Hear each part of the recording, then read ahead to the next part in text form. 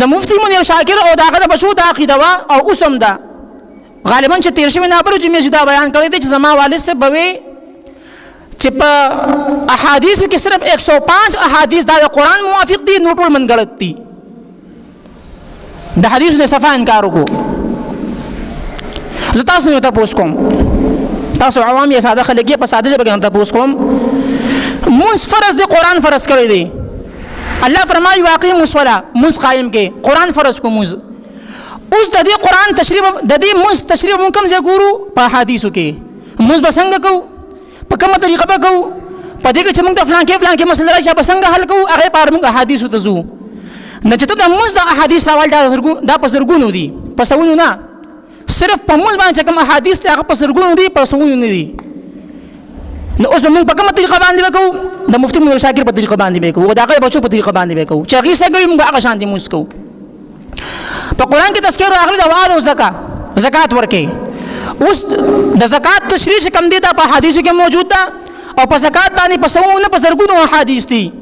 نو موږ زکات څنګه ورکو نو بقول دا غي چې صرف 105 احادیث صحیح دي نه لهدا ته مفتی منیر شاکر نه پوښتنه کوي چې بھئی یا داغه د اولاد نه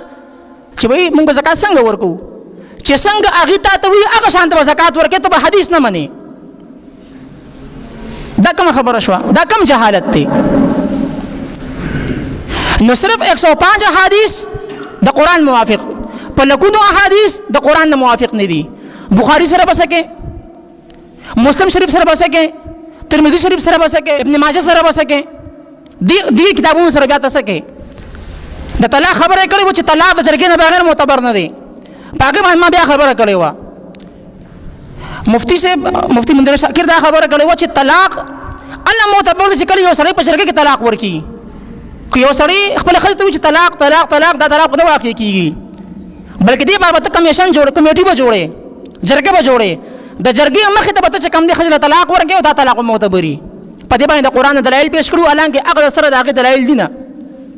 ما باغی باندې یو کلیپ کړو چې بھئی دا چې کم دلایل پیش کړی دا د دې مطابق نه دي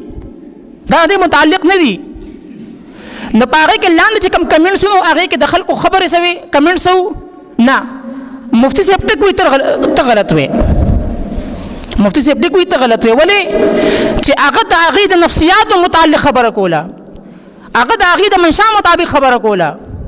وی تراوی نشته خلک وی نشته وی حدیث نه منم خلک وی نه منم زمونږ د عوامو دا یو سوچ جوړ شوی دی چې مونږ ته دین زمونږ د منشا مطابق بیان کا زمونږ د عوامو دا سوچ دی چې دین مونږ ته زمونږ